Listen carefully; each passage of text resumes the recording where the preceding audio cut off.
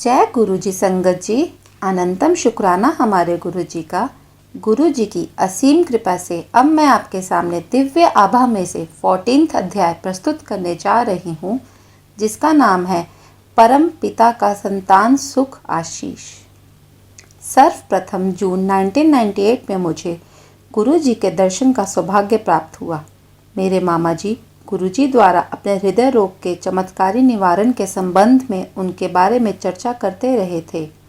मेरे मामा जी को उनके हृदय रोग विशेषज्ञ ने अतिशीघ्र बाईपास शल्य क्रिया का सुझाव दिया था। अपने आप को मानसिक रूप से तत्पर कर वह गुरुजी का आशीर्वाद लेने गए। गुरुजी ने अपने पास बिठाकर उनको अपने पाप दबाने को कहा। फिर उनसे उनके स्वास्थ्य के बारे में प्रश्न किया।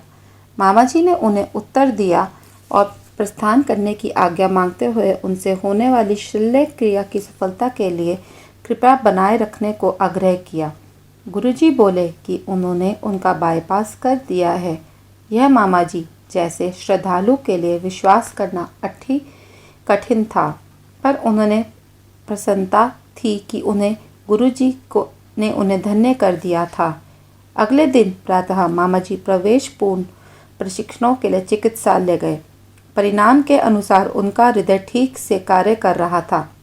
हृदय रोग विशेषज्ञ के निष्कर्ष के अनुसार उनकी अच्छी निद्रा के कारण परिणाम सही थे। उन्होंने मामा जी को एक अन्य प्रयोगशाला से परीक्षण कराने को कहा। पुनः जब वही फल आए तो चिकित्सकों अचंभे में पड़ गए। तब मामा जी ने पूर्व रात गुरुजी का प्रसंग सुनाया तो चिकित्सक को गुरुजी के दिव्य हस्तक्षेप पर चुप्पी साधने के अतिरिक्त कोई और स्पष्टीकरण नहीं सूझा। यद्यपि अब मुझे गुरुजी के प्रभाव के बारे में ज्ञान था। उन दिनों श्रीनगर में रहने वाले उनके दर्शन नहीं कर पाया। मैं दिल्ली थोड़ी समय के लिए कार्यवश ही आता था। सौभाग्य से अगली बार जब मैं दिल्ली आया तो मामा जी ने शुभ समाचार दिया कि गुरुजी दिल्ली में ही हैं और हम उनसे मिल सकते हैं। उसी संध्या को हम एम्पायर स्टेट गए। हमारे पहुंचने तक बहुत देर हो गई थी। लंगर का अंतिम चक्र चल रहा था और गुरुजी कुछ देर के लिए अपने कक्ष में चले गए थे। हम लंगर समाप्त करने के बाद संगत में बैठे थे। तब गुरुजी अपने कक्ष से बाहर आए।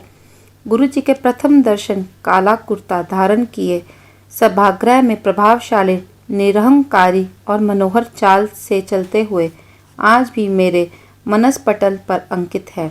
उन्होंने मामा जी को पहचान लिया और हम नवागंतुकों को देखकर हमारे पास आए। उन्होंने मामा जी को हमारा परिचय कराने को कहा और महरौली गुड़गांव मार्ग पर धीरेंच नामक एक कृषि भवन में अपने जन्मदिवस पर आने को कहकर हमें प्रस्थान करने की आज्ञा दे दी। संयोग से अगले दिन दिल्ली में अपने कार्यालय पहुंचने पर मुझे अस्थायी काल के लिए वापस श्रीनगर जाने को कहा गया। वहां पर कार्यरत एक नवीन अधिकारी से कुछ चूक हो गई थी और एक ग्राहक ने उच्च क्षेत्रीय कार्यालय में असंतोष प्रकट किया था। गुरुजी से उनके जन्मदिवस पर अवसर पर उनके अनेक दर्शन ना होने पाने की निराशा के साथ मैं श्रीनगर लौट गया।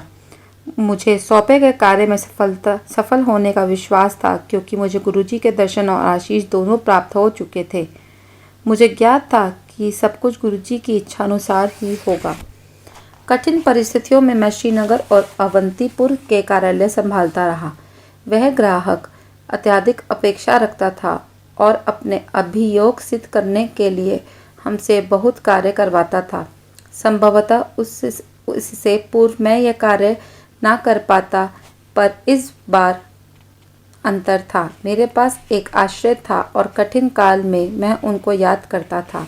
अंततः एक मास के उपरांत उस ग्राहक ने मुझे अपने कार्यालय में बुलाया। उसने मेरे समक्ष ही क्षेत्रीय कार्यालय में फ़ोन किया और मेरे द्वारा दी गई उच्च स्तरीय सेवाओं की अति प्रशंसा करी।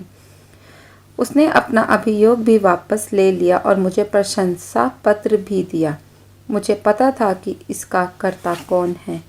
गुरुजी के पूर्ण दर्शन होने की उत्सुकता सहित मैं दिल्ली वापस आ गया। मेरे परिवार के सदस्य गुरुजी के जन्मदिवस आयोजन पर गए थे और नियमित रूप में एम्पायर स्टेट भी जाते रहते थे। उन्होंने गुरुजी के जन्मदिवस के अवसर पर उपस्थित सहस्रों श्रद्धालु और उन भक्तों के बारे में बताया जिनकी गुरुजी ने सहायता करी थी। मैंने सोचा, क्या वह हमें संतान सुख का आशीष देंगे? विवाह के 7 वर्ष बीतने पर हम भी संतान सुख से वंचित थे। चिकित्सक प्रार्थना और उपाय सब असफल रहे थे। मेरे मामा जी ने गुरुजी का आशीर्वाद लेने का सुझाव दिया। उन्होंने अपने एक ठेकेदार मित्र का प्रसंग भी बताया। मामा जी ने उन मित्र को विवाह के 16 वर्ष उपरांत भी कोई संतान न होने पर गुरुजी का आशीष प्राप्त हुआ था। गुरुजी ने उन्हें बोला, पुत्र विदित्ते ती विदित्ति और इसी साल। यह अविश्वसनीय प्रतीत हो रहा था, किंतु गुरुजी के सत्य वचन अनुसार उनकी पत्नी ने 31 दिसंबर को एक साथ 3 बच्चों को जन्म दिया, 2 पुत्र और 1 कन्या। गुरुजी का आशीर्वाद से सब कुछ संभव है, पर हमें उनका आशीर्वाद कब मिलेगा? मैं उत्सुक था। हम गुरुजी के यहाँ निरंतर जाते रहे, पर उन्होंने कभी हमसे बात नहीं करी। अन्य महानुभावों ने गुरुजी पर विश्वास बनाए रखने का सुझाव दिया। वह अनुकूल समय आने पर बात करेंगे। उनके पास जाकर अपनी समस्या मत बताओ। एक दिन हम लंगर के पश्चात संगत में बैठे हुए थे। गुरुजी ने मुझे अपने पास आने का इशारा किया। क्या वास्तव में मुझे बुला रहे थे? संगत ने आश्वस्त किया कि मुझे ही बुलाया है। मन में अनगिनत विचार समेटे, किंतु बोलने का साहस जुटाने के कठिन प्रयास सहित मन के पास पूछा, ऐथे क्यों आया वे? गुरुजी, कोई बच्चे नहीं हैं। बस इतना ही बोलने का साहस जुटाकर मैंने उत्तर दिया। अनासक्त भाव से वह बोले, थानू बच्चे लभेंगे, भज जा। कुछ सोचे बिना ही मैं बोल पड़ा, गुरुजी, मैं भागने के लिए नहीं आया हूँ। गुरुजी मुझे देखकर बोले, चंगा, 8वें दिन आता रही। इस बात से ने मुझे अति विस्मित कर दिया। गुरुजी को कैसे पता कि हर 8वें दिन आना ही मेरे लिए सुविधाजनक है? उस समय मैं 8 दिन के पाली चक्र के कार्यात था। 2 दिन प्रात, 2 दिन अपरा, 2 दिन रात्रि और फिर 2 दिन अवकाश। इस प्रकार पहले अवकाश को ही सत्संग में आना सुविधाजनक था। हमने गुरुजी के दर्शन के लिए 8वें दिन जाना प्रारंभ कर दिया था। संगत के अनुमंत्रित भाग्यवान सदस्य अपने अनुभव सुनाते थे। इससे हमें भी आश्वासन मिलता था कि गुरु कृपा से हमारी मनोकामना भी पूर्ण होगी। पर कब? हम स्वयं से प्रश्न करते रहते थे। अन्य समस्याएं हल हो रही थी। मेरी पत्नी का कार्य स्थायी हो गया था। अपने साक्षात्कार से पूर्व उसने गुरुजी से आशीष प्राप्त किया और 42 प्रत्याशियों में वह अकेली चुनी गई थी। हमारी आर्थिक परिस्थितियों में भी सुधार हो रहा था। हम दोनों संतानोपति निष्फलता का उपचार करा रहे थे, परंतु सफलता हाथ नहीं लग रही थी। यद्यपि चिकित्सका को आशा नहीं थी, तथापि उन्होंने गर्भाशय में वीर्यारोपण का सुझाव दिया था। उन्होंने कहा कि यदि यह भी असफल रहा तो फिर बाह्य प्रत्यारोपण का कर गर्भशाला में बिठाने का प्रयास करा जाएगा, किंतु वह अधिक मूल्यवान होगा। उन्हीं दिनों मुझे अपने उच्च कार्यालय में से समाचार मिला कि मुझे अधिशामी MBA की प्रवेश परीक्षा देने के लिए चुना है। जून 2000 में प्रारंभ होने वाले इस प्रोग्राम की अवधि 1 वर्ष थी। मैं दुविधा में था। मेरी पत्नी परीक्षा देने के विरुद्ध थी। मैंने उसे गुरुजी पर यह निर्णय छोड़ने को कहा। उसके अनुसार मेरे चुने जाने पर उपचार वर्ष भर बंद करना पड़ेगा। गुरुजी के अगले दर्शन के अवसर पर साहस बटोर कर मैंने सुझाव मांगा। गुरुजी ने उत्तर दिया कि ऐसे अवसर जीवन में बार बार नहीं आते और मुझे जाना चाहिए। यह बात सुनकर मेरी पत्नी उदास हो गई। मैंने परीक्षा दी। सफल अभ्ययात्रियों की सूची आने से पूर्व कई चर्चाएं होती थी। यह सुनकर भी मेरा मन उन चर्चाओं में नहीं था। मेरी पत्नी चिंता मुक्त हुई। इसी समय चिकित्सका ने 2 जून 2000 को अंतिम बार पुनः पिछली प्रक्रिया दोहराने का निर्णय किया। उन्हें इस बार भी कम आशा थी। उन्होंने कहा कि अगली बार दूसरी प्रक्रिया करेंगे।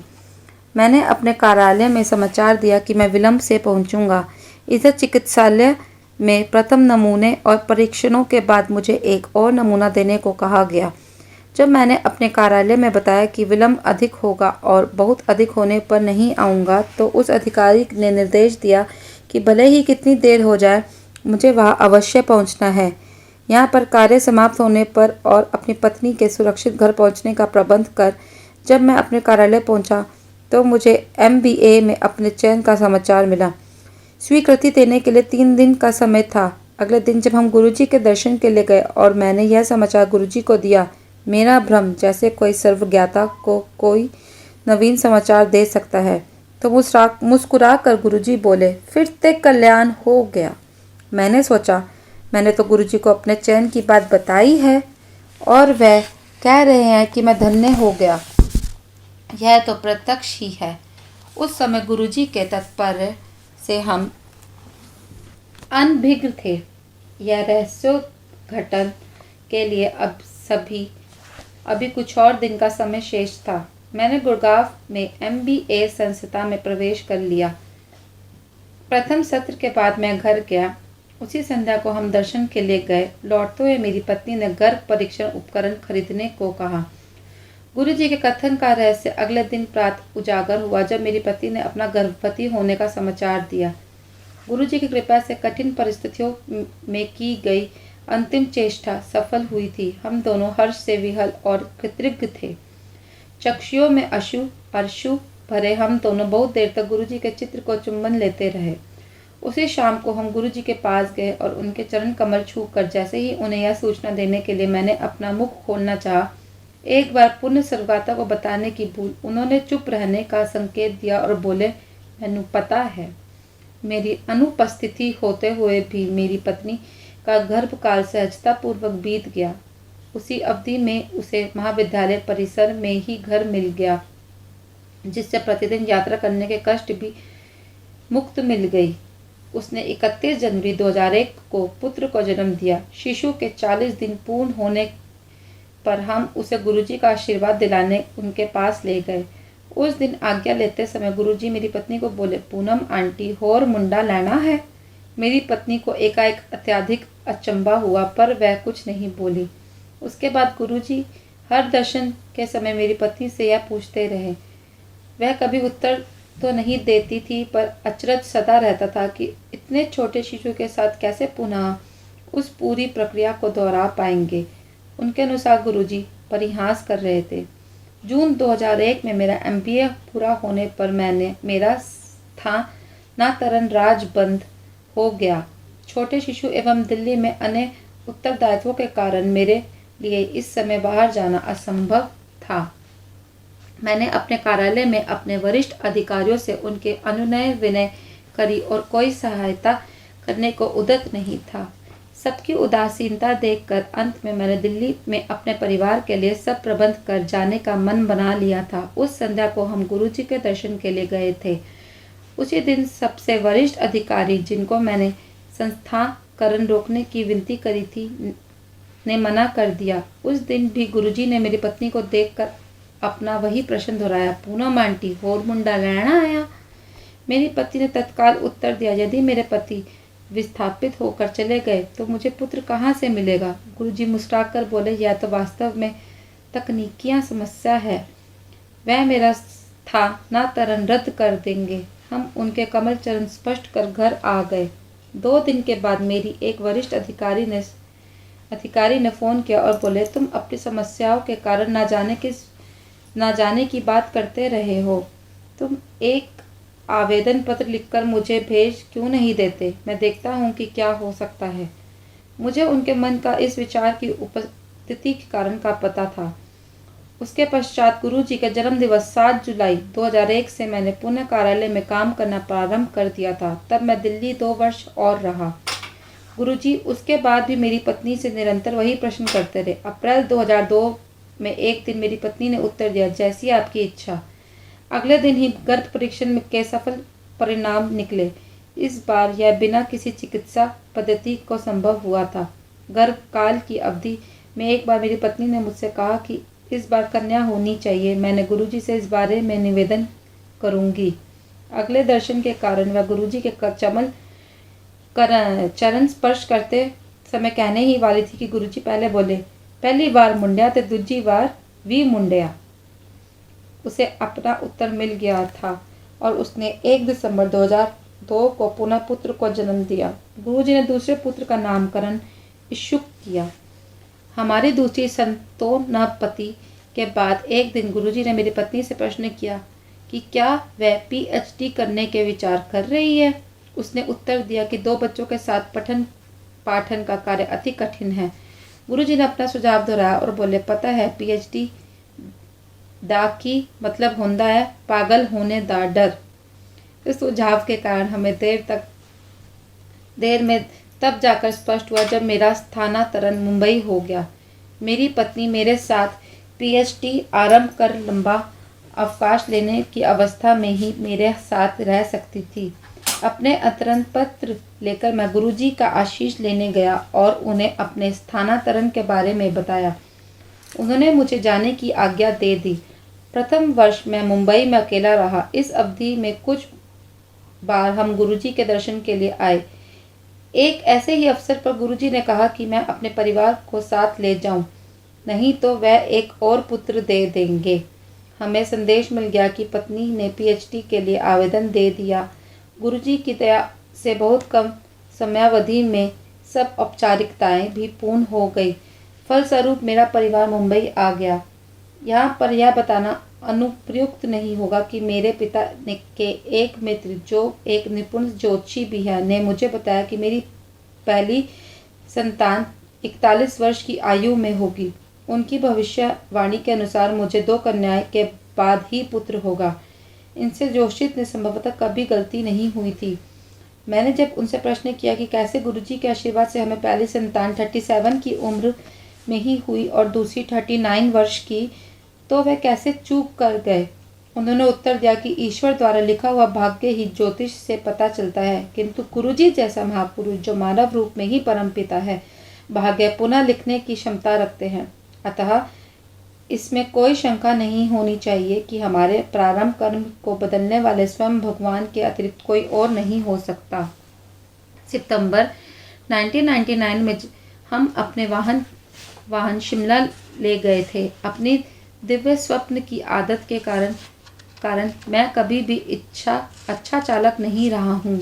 शिमला से लौटते हुए हमने रात चंडीगढ़ में बिताई। अगले दिन प्रातः हमें चंडीगढ़ से निकलने में देरी हो गई थी और यह बात मुझे नहीं भा रही थी। अतः मैं कार आवश्यकता से अधिक तीव्र गति से चला रहा था। अम्बाला और करनाल के मध्य यातायात अवरोध था। हमारे आगे एक माटी प्रवर्तक जा रहा था और हमारे पीछे भी बहुत गाड़ियां थीं। मैं आगे जाने को आतुर था, परंतु प्रवर्तक के विशाल आकार के कारण आगे की दृष्टि अवरुद्ध थी और मार्ग के दूसरी तरफ का भाग निर्माण कार्य के लिए बंद था। अतः दोनों ओर का यातायात उसी तरफ से आ रहा था।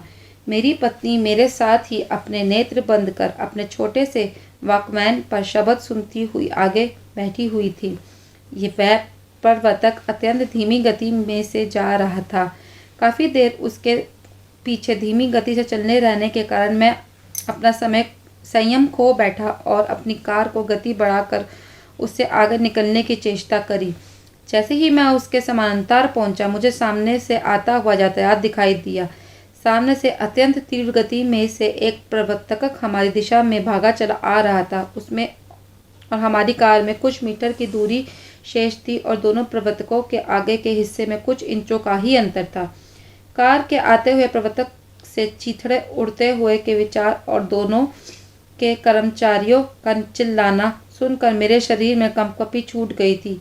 मेरी पत्नी ने अपनी आंखें खोली, मुझे देखा और हम दोनों को गुरुजी को याद करने के अतिरिक्त और कुछ नहीं सूझा। एकदम मुझे अपनी दाहिनी ओर के मार्ग से बने हुए विभाजक में से एक टूटी हुई दीवार दिखाई दी और मैंने अपनी कार तेजी से उस दिशा में घुमा दी। गुरुजी के अतिरिक्त और कौन हमें इस प्रकार से जीवन दान दे सकता था। फरवरी 2000 में मैं रात्रि से प्रातः तक एक पाली में विमान पतन कर कार्यरत था। उस समय मैं एक बोर्डिंग 707 जिसमें ईंधन भरना था देखने गया। मैंने देखा कि एक भूयतन वित्र वायुयान का पल्ला खुला छोड़कर उस पर कार्यरत था। हमारे कर्मचारी एक किनारे खड़े हुए उसका कार्य समाप्त होने की प्रतीक्षा कर रहे थे। प्रश्न करने पर उसने उत्तर दिया कि अभी बहुत कार्य शेष था और वह अकेला ही था। इंजन के पल्ले को सुरक्षित रखने वाली भुजा भी काम नहीं कर रही थी और उसे वह सीढ़ी पर टिका कर रखे हुए था।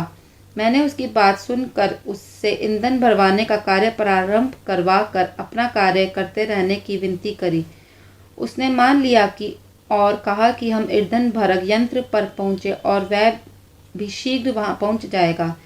जैसे ही मैं वहां पर मुड़ा उसने मेरे से अदृष्ट सीढ़ी पर अपनी मुद्रा बदली और उसी समय वह सीढ़ी पर अटका कर खड़ा हुआ पल्ला नीचे गिराने लगा। मेरी दृष्टि अत्यंत तीव्र गति से गिरते हुए पल्ले पर एक पड़ी और मैंने तुरंत गुरुजी को याद किया। पल्ला जोर से मेरे मस्तक पर आकर लगा और वहां से रक्त स्राव होने लगा।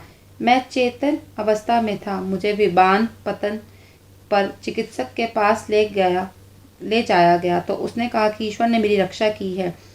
1 सेंटीमीटर भी ऊपर या नीचे चोट लगने से वह घातक होती। इस बार भी मुझे पता था कि कौन से ईश्वर ने मेरी रक्षा की है।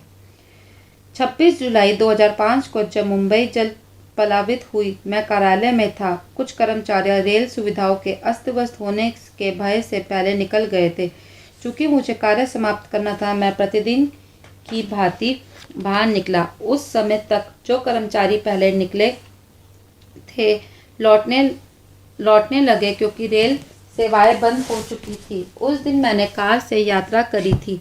मैं दुविधा में था कि रुकूं या घर पहुंचने का प्रयास करूं। उस समय एक सहकर्मी ने कहा कि उनका पुत्र अपने विद्यालय जो घर के मार्ग में था में रुका हुआ है और उसे लेना है। यह बात सुनकर मैंने निर्णय ले लिया। मैंने गुरुजी को याद किया और हम उस विद्यालय के लिए निकल पड़े। जैसे ही हमने बाहर निकलने का प्रयास किया, कार्यालय के एक बंद द्वार के सामने एक कार दुरावस्था में रुकी हुई थी। हम उस दूसरे द्वार से बाहर निकले। सब मार्ग जलमग्न थे और वाहन चलाना बहुत कठिन हो रहा था।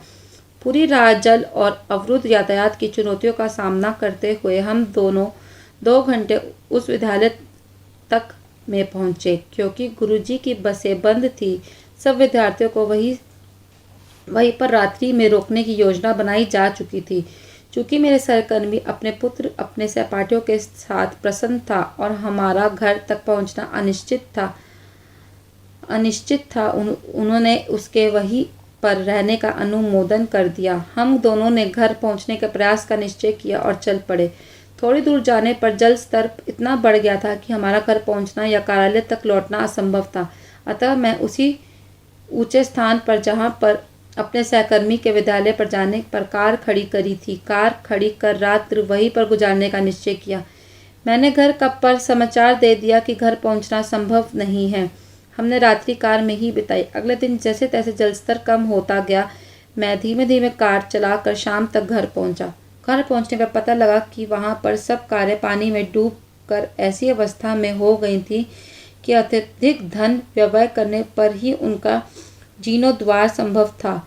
यही दिशा कार्यालय में खड़ी हुई उन कारों की भी हुई थी। समाचार में इस घटना की चर्चा करते हुए यह भी बताया गया कि अधिक जलस्तर और यातायात रुके होने के कारण कई को रात के लिए रुक कर अपने वाहनों में सोना पड़ा। जल के और बढ़ने पर जो अपनी कारों के द्वार या खिड़कियों खोल कर बाहर नहीं आ सके, उनकी मृत्यु हो गई। परंतु ना मुझे ना ही कार को कोई हानि हुई। यह सब इस कारण कि चलने से पहले मैंने गुरुजी को याद कर लिया था। केवल गुरुजी की कृपा मुझे उस रात बचा सकती थी और वह बनी रही। फरवरी 2007 में जब मैं दिल्ली आया था, गुरुजी के दर्शन के लिए गया था। जब मैं उनसे आज्ञा लेने के लिए झुका, वह बोले, तू दिल्ली वापस आ गया है। मैंने उत्तर दिया, नहीं गुरुजी, हल्ले ते बॉम्बे ही हूँ। गुरुजी ने एक और भक्त की ओर इशारा किया और वह उससे पूछ रहे थे, पर यह मेरे लिए संदेश था। मैं समझ गया था कि गुरुजी किस प्रकार अपने भक्तों की इच्छा पूर्ति करते हैं। मार्च 2007 अंत तक दिल्ली के लिए स्थानांतरण आदेश आ गए। 1 मास पश्चात मैंने दिल्ली कार्यालय में कार्य करना प्रारंभ कर दिया और 26 मई को मेरा परिवार भी दिल्ली आ गया। सौभाग्य से एक दिन पश्चात उनके दर्शन भी हो गए। 31 मई को उनके शरीर छोड़ने को निर्णय को सुनकर मैं ध्वस्त हो गया। बड़े मंदिर से लौटते हुए मेरे मन में अनेक विचार उभर रहे थे। ऐसे कई अवसर थे जब गुरुजी ने हमें धन्य किया था और अनेक अवसरों पर हमें वह दिया था जिसके हम योग्य नहीं थे। अब क्या होगा? अब कौन हमारा ध्यान रखेगा? यद्यपि इन प्रश्नों का मेरे पास कोई उत्तर नहीं था, किंतु जिन्होंने सदा हमारी आवश्यकताओं, शंकाओं और प्रार्थनाओं का उत्तर दिया था, उनके पास इसका भी समाधान है। मुझे यह कुछ दिनों में पता लगने वाला था। वर्ष 2005 से मैं अंत निर्गम उदय प्रतियोगिता में भाग लेता रहा था। इस वर्ष 2007 में क्षेत्रीय प्रतियोगिता दिल्ली में 1-2 जून को आयोजित थी। गुरुजी की महासमाधि के उपरांत मुझे लगा कि अपना व्यस्त देना संभव नहीं होगा। मैंने अपने साथियों को फ़ोन कर कहा कि मैं अत्यधिक क्षीण हो रहा हूँ और वह मेरे ऊपर निर्भर ना रहे।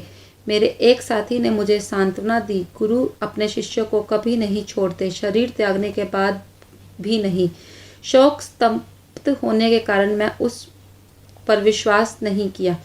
जैसे तैसे हमारा दल पहले 4 दौर पर पार कर गया। अंतिम चक्र में हमने और विपत्तिपूर्ण निर्णय किया जिससे हम अंतिम निर्णयात्मक चरण में प्रवेश कर सके। परिणाम घोषित करते हुए तो उन्होंने हमारा नाम नहीं था। मैंने अपनी जेब से गुरुजी का चित्र निकाला और कह पड़ा, अब यही होना था। आपके रहते हुए बात कुछ और ही थी। जैसे मैं गुरुजी का मुस्कुराहट भरा मुख देख रहा था, मेरे एक साथी ने आकर बताया कि हमारे उत्तर कंप्यूटर में ठीक से नहीं डाले गए हैं। हमने आयोजकों को जाकर उनकी अशुद्धि बताई। संशोधन के पश्चात हम अंतिम चरण में पहुंच गए। उसके बाद सफलता हमारे साथ बनी रही। 6 जून 2007 को राष्ट्रीय प्रतियोगिता में हम द्वितीय स्थान पर रहे और तत्पश्चात सितंबर में आयोजित एशिया पैसिफिक प्रतियोगिता में द्वितीय स्थान प्राप्त किया। गुरुजी ने हमें बता दिया था कि उनकी दया अब भी उनकी संगत के साथ है। हम अपने दोनों बच्चों को अच्छे विद्यालय में प्रवेश कराने को उत्सुक थे। यद्यपि हम विभिन्न सूत्रों के द्वारा प्रयास कर रहे थे, पर उसमें कोई सफलता नहीं मिल रही थी। अंत में मैंने गुरुजी से प्रश्न किया, आपने ही 2 पुत्र दिए हैं, तो इनको अच्छे विद्यालय में प्रवेश क्यों नहीं दिला देते? इसका उत्तर मुझे अति शीघ्र मिला। दोनों बच्चों को दिल्ली के सबसे अच्छे विद्यालयों में से एक में बिना किसी दान या राजनैतिक सूत्रों के प्रवेश मिल गया।